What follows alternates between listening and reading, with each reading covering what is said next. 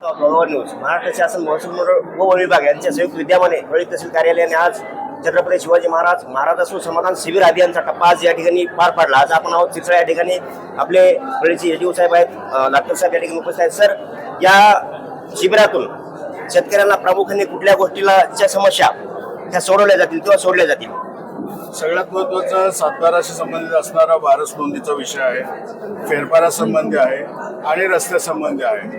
जे रस्ते अभिलेखावर आहेत ते सातबारावरती नोंदी नसल्यामुळे बरेच लोक अडवणूक करतात। आता त्या नोंदी आपण सातबारावर घेत आहोत। जे प्रलंबित फेरफार आहेत, वारस नोंदी असू देत, खरेदी विक्रीचे असू देत किंवा अन्य काही बोजाबाबतचे असू देत, ते खरेदी विक्रीचे व्यवहार आपण घेणार आहोत। त्यानंतर तुकडेबंदी कायद्याखाली जे उल्लंघन झालेले व्यवहार आहेत ते नियमानुकूल करण्याबाबत शासन निर्णय प्राप्त झालेला आहे। तर त्याबाबत सुद्धा काही लोकांनी जे तुकडेबंदीचे व्यवहार केलेले असतील तर त्यांना नियमानुकूल करून देण्याबाबत आपण मोहीम घेतलेली आहे। सगळ्यात महत्त्वाचं कमी जास्त पत्रक जे एनए झालेल्या जमिनी आहेत त्याचे सातबारा वेगळे करणे, संपादन झालेले त्या जमिनी वेगळे करणे, अशा प्रकारची आपण मोहीम या ठिकाणी घेत आहोत। आणि यात सगळ्यात महत्त्वाचं दाखले जे विद्यार्थ्यांना आता 10वीचे आणि 12वीचे विद्यार्थी परीक्षा नुकत्याच झालेले आहेत त्यांना ॲडमिशनसाठी दाखले लागणार, त्या दाखल्यासाठी आपण विशेष मोहीम राबवतो। सर, महाराष्ट्र शासनाचा हा कार्यक्रम आहे, प्रामुख्याने यामध्ये महसूल मंडळ इन्व्हॉल्व आहे।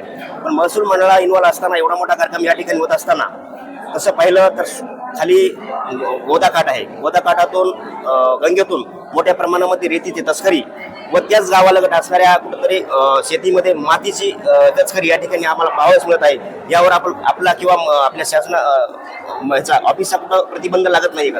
अशी काही हरकत प्राप्त झाली तर निश्चितपणे त्याच्यावर आपण कारवाई करू। बरं सर, असा एक प्रश्न आहे आमचा की महसूल मंडळाने जे मोठे गाव आहेत या गावामध्ये ज्या ठिकाणी सज्जा आहे अशा सज्जाच्या ठिकाणी महसूल मंडळाने मोठमोठे कार्यालय उभा केले, पण ते कार्यालय आज ओस पडले आहेत। त्या ठिकाणी कार्यालयामध्ये संबंधित सज्जाचे तलाठी म्हणा किंवा जे अधिकारी असणं आवश्यक आहेत अशा अधिकारी कुठेही गावोगाव जर फिरलं तर दिसत नाहीत। मग असे कार्यालय बांधून शासनाने यातून काय साध्य केलं सर?